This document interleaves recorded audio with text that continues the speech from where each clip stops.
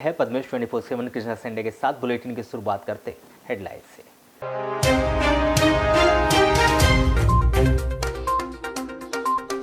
Crime city बनते जा रहा है बालाघाट जिला। 4 व्हीलर वाहन से आए नकाबपोश बदमाशों ने 6 ट्रकों से लूटा डीजल, चालक और परिचालक से की मारपीट।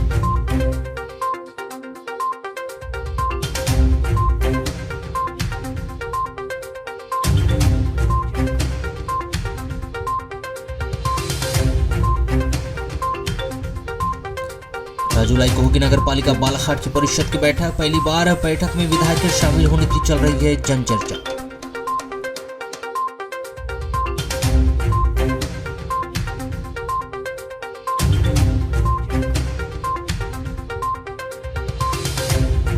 नवेगांव स्कूल के पास बाघ ने किया बकरे का शिकार। बकरे को ले जाते हुए सोशल मीडिया में वायरल हुआ बाघ का वीडियो, बटोरा सुर्खियां।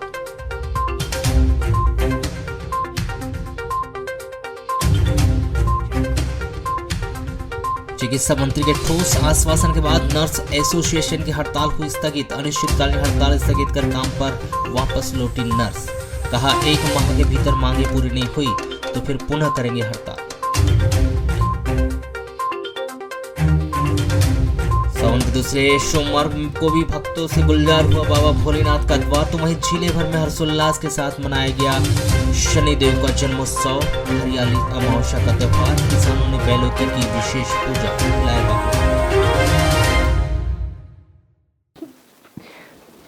बीती रात नगर से सटे हाईवे चौकी गर्रा और ग्रामीण थाना नवेगांव क्षेत्र में लूट की बड़ी वारदात सामने आई है, जिसमें अज्ञात नकाबपोश लुटेरों ने हाईवे चौकी गर्रा रोड और नवेगांव थाना क्षेत्र के सीमा में खड़े तकरीबन 6 ट्रकों से हजारों रुपए के डीजल लूटकर फरार हो गए। यहां अज्ञात बदमाशों ने न सिर्फ सड़क किनारे खड़े ट्रकों से डीजल की लूट ली, बल्कि इस लूट का विरोध करने पर ट्रक चालक परिचालक से मारपीट कर उनका मोबाइल भी छीन लिया। बीती रात हुई इस घटना पर ट्रक एसोसिएशन ने कड़ा ऐतराज जताते हुए अज्ञात नकाबपोश बदमाशों के खिलाफ वैधानिक कार्रवाई किए जाने की मांग की है। तो वहीं फरियादी ट्रक चालक परिचालकों ने वारासिनी और ग्रामीण थाना नवेगांव में मामले की लिखित शिकायत दर्ज कराकर उन्हें इंसाफ दिलाए जाने की गुहार लगाई। बताया जा रहा है कि किसी अज्ञात बदमाशों ने नवेगांव थाना क्षेत्र सड़क किनारे खड़े 3 ट्रकों में चोरी और लूट की वारदात को अंजाम दिया, जिसमें कुछ अज्ञात बदमाशों ने सड़क पर खड़े ट्रकों से डीजल चोरी कर ली। इसकी शिकायत चालक परिचालकों ने नवेगांव थाने पहुंचकर की। यहां ट्रक चालक परिचालक से मिले आवेदन पर पुलिस के द्वारा मामले की जांच शुरू कर दी गई। डीजल की लूट का दूसरा मामला वैनगंगा नदी के बड़े पुल के पार संचालित हाईवे पुलिस चौकी से कुछ दूर पर स्थित वारासिनी थाना क्षेत्र के अंतर्गत गर्रा चौकी के समीप सामने भी आया है। जहां बीती रात करीब 3 बजे चौपहिया वाहन में सवार बदमाशों ने न सिर्फ 3 ट्रकों से डीजल चोरी करने की वारदात को अंजाम दिया, बल्कि उन्होंने लूट की इस घटना का विरोध करने पर एक चालक के साथ मारपीट भी की। साथ ही एक ट्रक चालक का मोबाइल भी छीनकर फरार हो गए। इसकी सूचना पीड़ित ने हाईवे पुलिस चौकी गर्रा में दर्ज करानी चाहिए, लेकिन हाईवे चौकी पुलिस ने उनकी शिकायत दर्ज नहीं की, जिसके चलते ट्रक चालक परिचालक को सोमवार को वारासिनी थाना पहुंचकर मामले की लिखित शिकायत उन्होंने दर्ज कराई है। पीड़ित ट्रक चालक परिचालकों के अनुसार अज्ञात बदमाशों ने 3 ट्रकों से लगभग 370 लीटर डीजल की लूट की। जहां इस लूट का विरोध करने पर उन्होंने उनके साथ मारपीट कर उनका मोबाइल भी छीन लिया और सफेद रंग की 4 व्हीलर वाहन में बैठकर फरार हो गए। पीड़ित ट्रक चालक संतोष यादव, जितेंद्र इकबाल ने बताया कि वे लोग अलग अलग स्थानों से बालाघाट व गोंदिया ट्रक में सामग्री लेकर पहुंचे थे। निर्धारित स्थानों पर ट्रक को खाली करने के बाद वे लोग वैनगंगा नदी के बड़े पुल के आगे गर्रा नाका के समीप सड़क किनारे अपना ट्रक खड़ा कर दिया था। वहीं वे लोग रात करीब 2 बजे तक जागे थे, जिसके बाद वो सो गए। वहीं रात करीब 3 बजे के आसपास सफेद कलर के चौपहिया वाहन में करीब 4 लोग आए, जो कि डीजल टैंक से डीजल की चोरी कर रहे थे। इसी दौरान चालक व हेल्पर ने उन्हें डीजल चोरी करने से मना किया, तो चालक व परिचालक के साथ मारपीट करने के साथ ही उन्होंने चालक संतोष कुमार यादव के जेब में रखे मोबाइल को निकाल कर लेकर चले गए। उन्होंने बताया कि अंधेरा होने के कारण वे सिर्फ 2 लोग ही जागे होने के चलते बदमाशों का विरोध नहीं कर पाए, जिन्होंने इस मामले में वैधानिक कार्यवाही करने को लेकर वारासिनी थाने में लिखित शिकायत दर्ज कराई है, जिसकी जांच पुलिस के द्वारा शुरू कर दी। किस तरीके की रात में हुई है 3:50 में जी आए हैं, डीजल चोरी किए हैं। बोलेरो में से कितने लोग थे? 4 आदमी थे। कौन सी कलर की बोलेरो? बोलेरो सफेद कलर की थी। अच्छा, सफारी मेर में थी, चक्का मोटा था उसका। अच्छा, क्या किए इन लोगों ने, किस तरह की घटना को इन अंजाम लोग पाइप लगा के डीजल खींच रहे थे, दिया? अच्छा। हेल्पर को खींच के उठा के ले गए, हाँ हाँ। फिर ड्राइवर को भी खींच के उठा दिए। तो आप लोग ने मना किए थे उन लोगों को? नहीं कुछ नहीं, वो पाइप लगी थी, मानो खींच रहे थे वो डीजल। अच्छा, तो कितनी मैं कुछ करना को कहा तो मानने दो, तो बोल के नहीं मांगा ना। फिर रात में हम कुछ नहीं बोल पाए, मोबाइल उसका जो है तो मोबाइल छीन लिए, मैं अपना मोबाइल डाल दिया तो टोकरी के नीचे डाल दिया, अच्छा। तो फोन लगाने का कोई चांस ही नहीं पाए। अच्छा, तो कितना डीजल चोरी करके ले गए उन लोग? उसमें मैं फुल टंकी कराया था, अभी धमदा से आया हूँ, दुर्ग धमदा से। अच्छा, दुर्ग से आए हैं। तो कितने लीटर फुल? वही मानो 200 मानो 60 लीटर था तो 50 लीटर खाई होगी, 50 लीटर 200 लीटर बचा रहा होगा गाड़ी में। अच्छा, तो अब उस लोडिंग में अभी जाना था मेरे को। तो अभी मतलब उन लोगों ने कितना चोरी किया? 200 लीटर की 200 लीटर 200 लीटर हाँ। पेट्रोल चोरी। कितने का होता है 200 लीटर डीजल? डीजल 10-15 हजार का तो होगा सर, अब इससे तो नीचे नहीं होगा। तो मारपीट भी किए क्या आप लोग के हाँ, साथ? झगड़ा किए, हाथ वो कर दिए, इसके यहाँ भी लगा था, वो तो अभी सूजन थोड़ा वो हुआ है। आओ तुम इधर। लोग हम भोपाल से आए थे, जबलपुर से भर के यहाँ आए थे, खाली करा सीमा रोड लाइन से परसों। हाँ हाँ। तो कल इतवार था, तो हमारे हीरा भैया ने कह दिया संडे है तो अच्छा। देखते हैं कोई माल मिल जाएगा तो ठीक है, नहीं तो कल देखेंगे। तो यहाँ पे हाल्टिंग किए थे आप लोग? जी, यहाँ परमानेंट खड़ी करते हैं, जब अच्छा। भी वहाँ हीरा रोड लाइन से गाड़ी करते हैं हम लोग। अच्छा अच्छा। तो इनने बोला था कहने लगे गाड़ी खड़ी कर लो, कल देखेंगे माल। कल संडे था, पूरी दुकान है, सब कुछ बंद तो रहता। किस तरीके की घटना हुई और कितने वाहनों के साथ हुई है? 3 गाड़ियों के साथ ही, एक जो इनको आस्था की गाड़ी है, एक ये भाई साहब की जो अभी बयान करा, और एक हमारी ये भोपाल की गाड़ी है। अच्छा। हमारी गाड़ी में 100 लीटर डीजल था। अच्छा। हाँ, तो रात को 2 बजे तक तो हम लोग जगे, मोबाइल वोबाइल देखते रहे। भाई मालूम था कि कभी कभार चोरी हो जाती है। हाँ। 2 बजे के बाद सोए, सवेरे 7 बजे सो के उठे तो देखा ट्रेन के पूरा खाली पड़ा।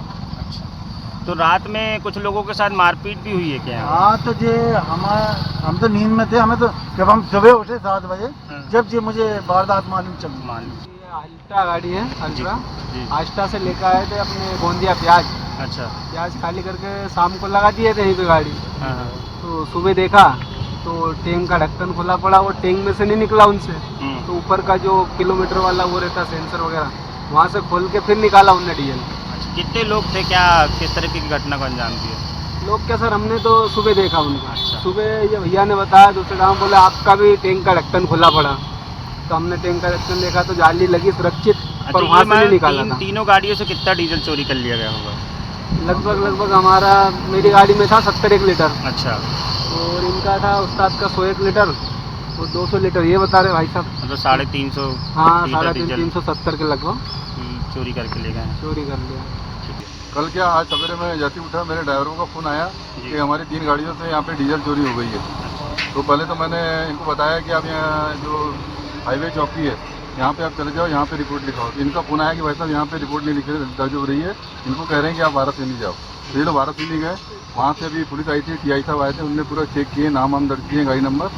अब देखने में क्या है कि रात को इनका 35 से 40 हज़ार का नुकसान हुआ है हमारी 3 गाड़ी वालों का। और एक गाड़ी वालों को जो लोग आए थे, उन्हें नकाबपोश आए थे, उन्होंने रात को चाकू टिकाया, इसको मारने का प्रयास किए, और 35 से 40 हज़ार रुपये की इनकी चोरी करके वो चले गए। तो माननीय महोदय जी से तो पहले निवेदन करूंगा कि हाईवे चौकी जो यहाँ पे बनी है, जैसे कोई अगर रात में किसी को परेशानी जाती है तो यहाँ पे रिपोर्ट दर्ज करना चाहिए, प्राथमिकी दर्ज करना चाहिए। हाँ, प्राथमिकी दर्ज करना चाहिए तुरंत यहाँ पे, ताकि कार्रवाई जल्द हो जाए। और दूसरी चीज़, जैसे यहाँ पे कि बालाघाट नगर में एक ट्रांसपोर्ट नगर नहीं है। ट्रांसपोर्ट नगर होने से क्या होता है कि पूरी गाड़ियाँ एक साथ खड़ी रहती है, पूरे ड्राइवर 100-200 एक साथ रहते हैं, तो चोरों की आने की हिम्मत नहीं होती। तो माननीय महोदय जी से, हमारे माननीय जो हमारे नेताजी, हमारे विधायक माननीय गौरीशंकर बिसेन जी, उनसे भी निवेदन करूंगा एक ट्रांसपोर्ट नगर जल्द से जल्द दे। उन्होंने बीच में कहा था कि मैं ट्रांसपोर्ट नगर के लिए मैंने जगह देख लिया हूँ, पर हमारी ट्रांसपोर्ट की व्यवस्था भी हो नहीं पाई है। उनसे भी मैं निवेदन करता हूँ कि ट्रांसपोर्ट नगर यहाँ जल्द से जल्द। अच्छा, दवा के लिए जा रहे कांद्रीकला निवासी 3 युवक एक 407 वाहन से टकरा गए।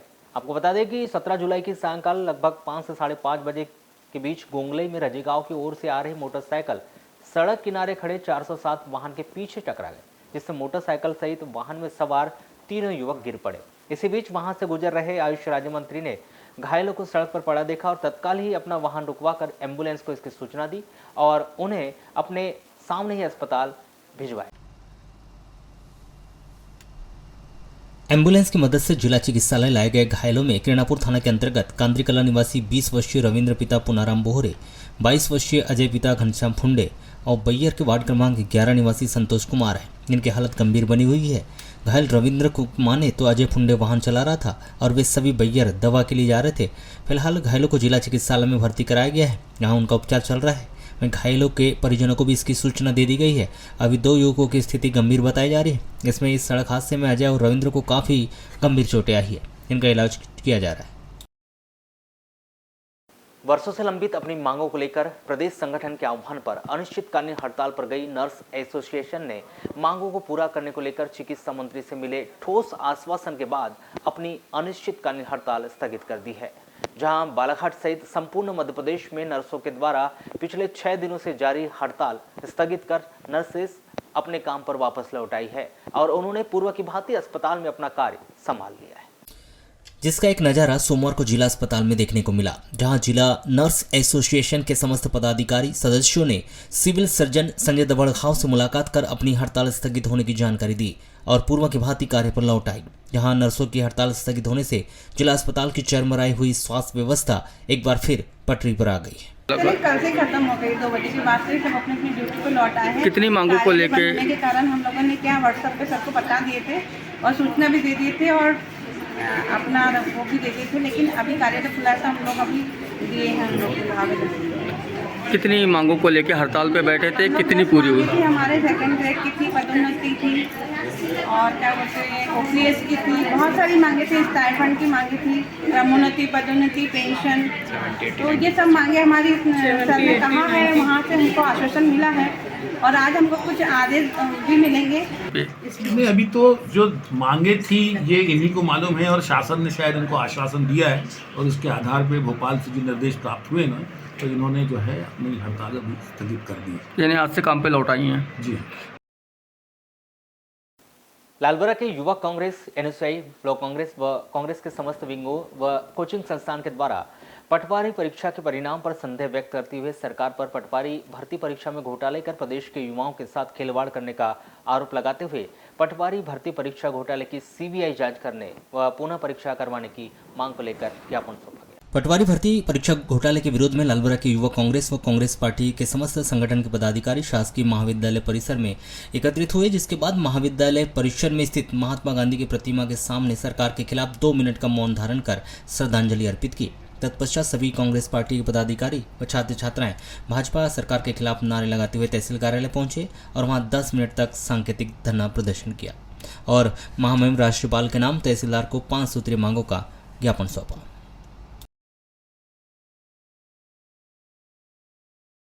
लालबरा तहसील के अंतर्गत आने वाले वन्य प्राणी संरक्षण क्षेत्र सोनेवानी के ग्राम नवेगांव स्कूल के पास उस वक्त हड़कंप मच गया जब झाड़ियों के बीच से आए एक बाघ ने वहां चर रहे बकरियों के झुंड पर हमला करते हुए एक बकरे पर झपटा मारकर उसे अपने साथ ले लिया, जहां बाघ के द्वारा बकरे का शिकार कर नहर पार करते हुए जंगल की ओर जाने का यह वीडियो सोशल मीडिया पर जमकर वायरल हो रहा है। बताया जा रहा है कि नवेगांव स्कूल के पास बकरी चरा रहे ग्रामीण के पास से बाघ ने अचानक ही बकरी पर हमला कर दिया और फिर एक बकरे को उठाकर ले गया। इसके बाद वहीं मौजूद लोगों ने बाघ का बकरे को ले जाते वक्त अपने मोबाइल पर इस पूरी घटना को कैद कर लिया गया। यह जानकारी लगते ही वन विभाग का दल व पास के ही शिक्षक संजीव कुमार मस्कोले व बोपचे सर भी उपस्थित थे। जहां स्कूल क्षेत्र में बाघ के द्वारा किए गए हमले में वहां दहशत का माहौल है। वहीं बकरे के शिकार के वीडियो सोशल मीडिया पर जमकर वायरल हो रहा है।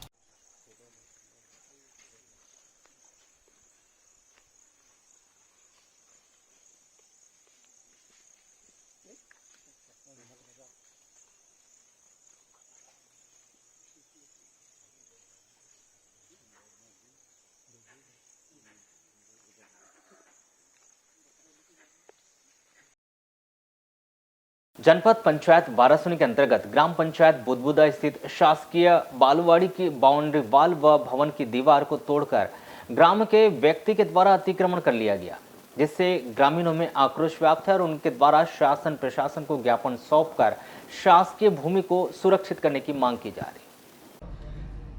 इस संबंध में ग्रामीणों के द्वारा बीते 1 वर्ष से शासन प्रशासन को कार्यवाही के लिए आवेदन दिया जा रहा है कि ग्राम के डोली सिंह डहरवाल, भीमेंद्र डहरवाल जो वार्ड नंबर 7 की पंच हेमलता डहरवाल के पति व पुत्र हैं, जिन्होंने ताकत के बल पर गुंडागर्दी करते हुए भूमि स्वामी जन्म पंचायत बारासूनी पर स्थित शासकीय बालवाड़ी भवन की पक्की बाउंड्री वॉल तोड़कर हरे भरे फलदार वृक्षों को काटकर अपनी निजी सामग्री वहां रखी।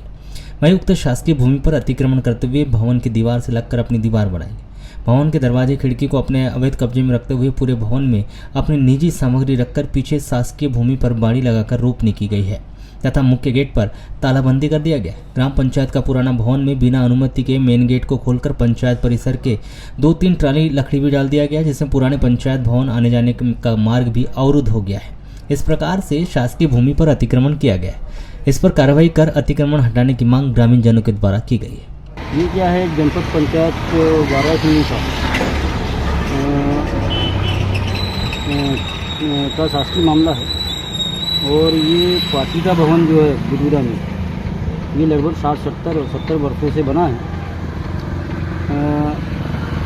गांव के दमन व्यक्ति धीमेंद्र डहरवाल और डोली सिंह डहरवाल द्वारा पंचायत भवन की बाउंड्री को पूर्ण तरह करके तोड़ दिया गया, दीवार को तोड़ दिया गया और पूर्णतः ओपन रखते हुए उस भवन पर कब्जा कर लिया गया।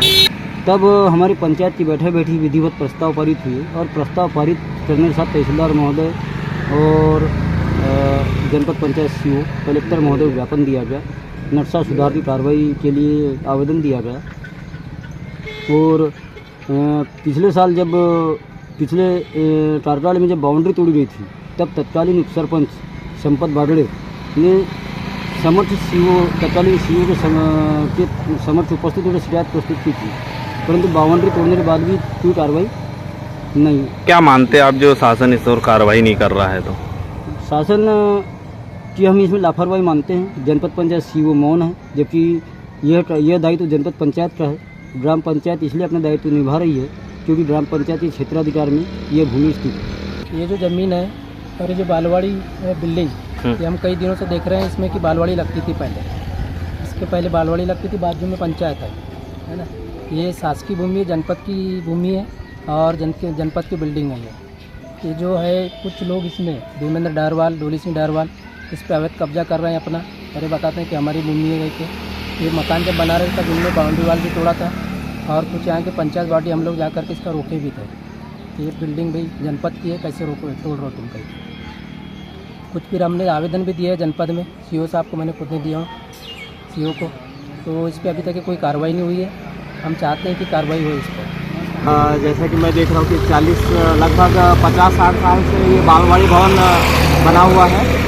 हम लोग छोटे छोटे थे तो यहाँ पढ़ने भी आया करते थे। उस समय से लगभग इसका उद्घाटन मोतीलाल वोरा जी ने किया था उस समय। तो उस समय से हम ये देख रहे हैं कि ये शासकीय भूमि है और जब कोई निर्माण हो रहा है तो सरकारी निर्माण हो रहा है तो शासकीय भूमि में ही होता है।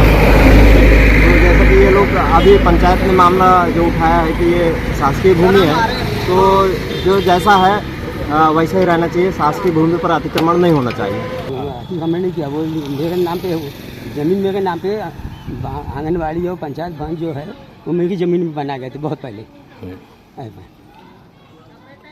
आपने अतिक्रमण नहीं किया? हमने काय को अतिक्रमण की? अतिक्रमण तो मेरी ज़मीन बने हैं।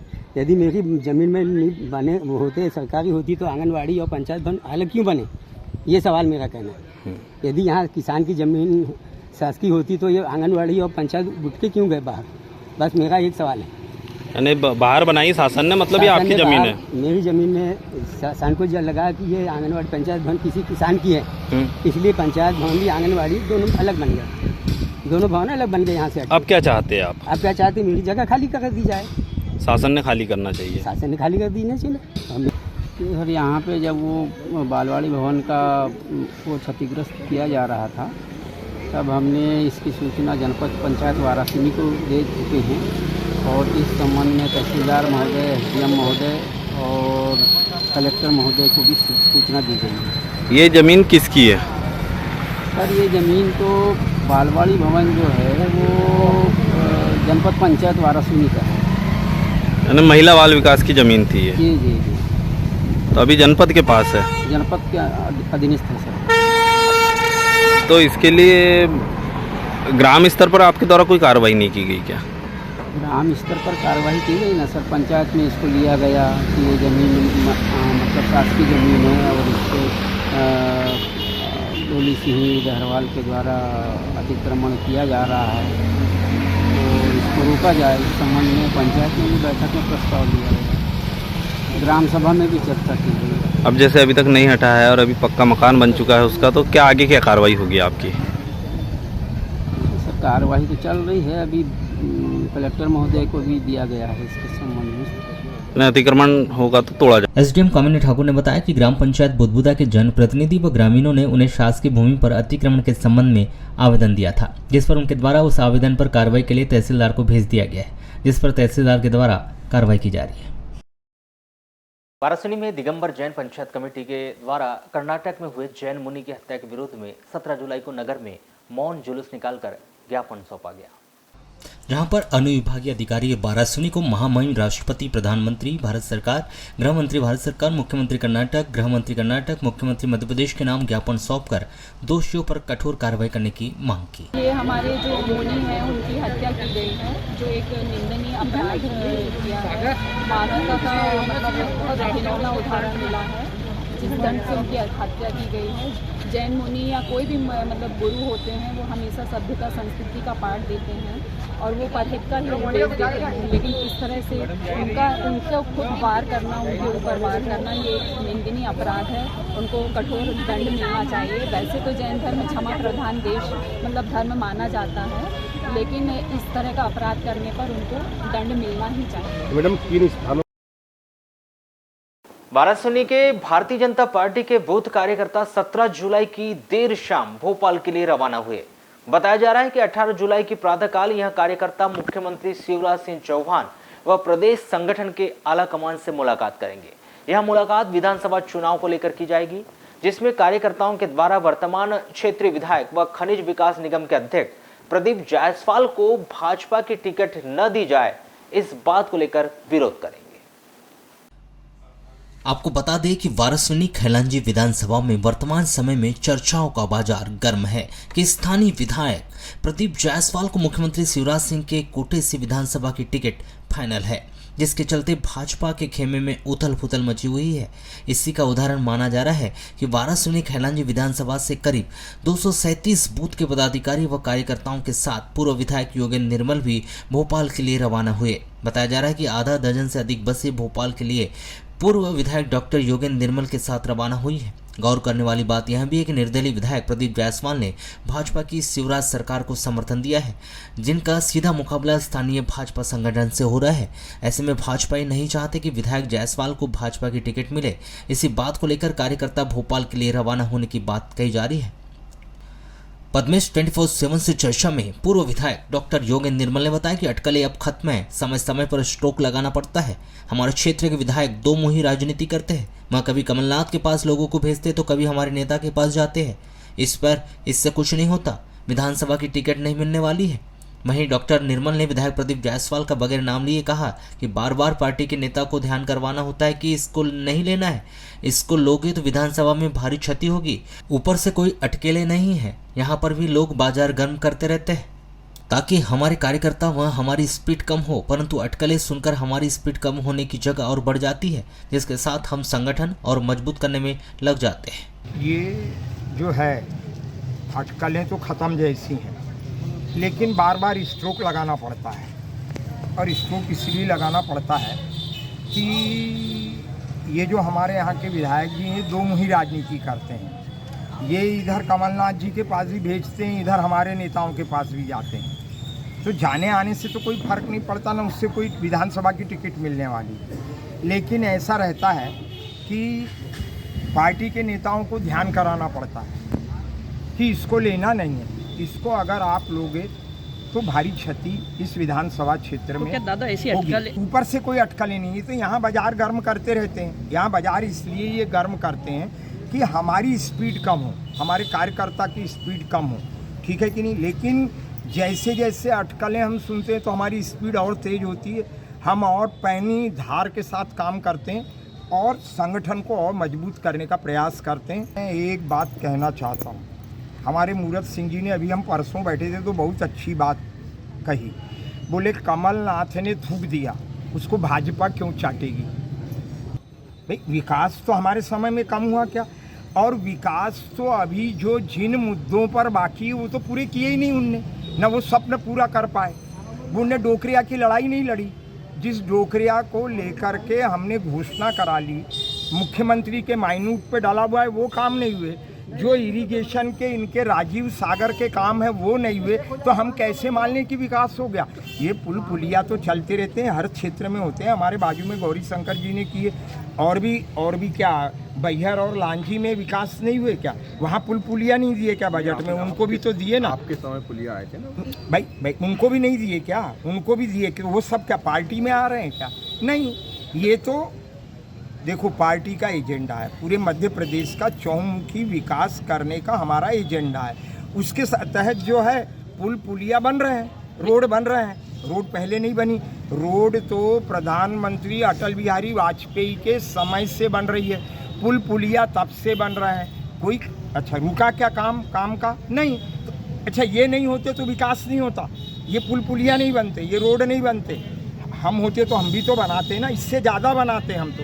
दादा पिछले कुछ दिनों से क्या ये भी चल रहा है कि भाजपा के अंदर इस्तीफे का विदौर चालू है क्या? देखो इस्तीफा हम देते नहीं, हम आपको साफ बात बताते हैं, ठीक है ना? हम इस्तीफा नहीं देंगे, हम अंतिम समय तक लड़ेंगे। कोई गलत निर्णय हमको पूरा विश्वास है हमारी पार्टी नहीं करेगी, और करेगी अगर कोई गलत निर्णय तो फिर धूल चटाएंगे। तो पार्ट 2 मेरा क्या कसूर देखने मिलेगा? बिल्कुल, हमने एक नेता को बता दिए, हमको फोन आया था तो क्या डॉक्टर साहब बता दिए? तो डॉक्टर साहब निर्दलीय लड़ेंगे? नहीं, उनने पूछा तो हमने कहा हम लड़ेंगे क्या? हम नहीं, कार्यकर्ता तय करेगा कौन लड़ेगा। मैं तय करूंगा, मैं लड़ूंगा। नहीं तो अब कार्यकर्ताओं के बीच में है कि अगर आ गए? अरे भाई कार्यकर्ता बैठेगा, और अभी लड़ने की बात नहीं है। घमासान ऐसी स्थिति निर्मित नहीं होगी। हमारी पार्टी बहुत ही सोच समझ के निर्णय करेगी, क्योंकि हमको वापस मध्य प्रदेश में सरकार 10 विधानसभाएं प्रभावित हो जाएं।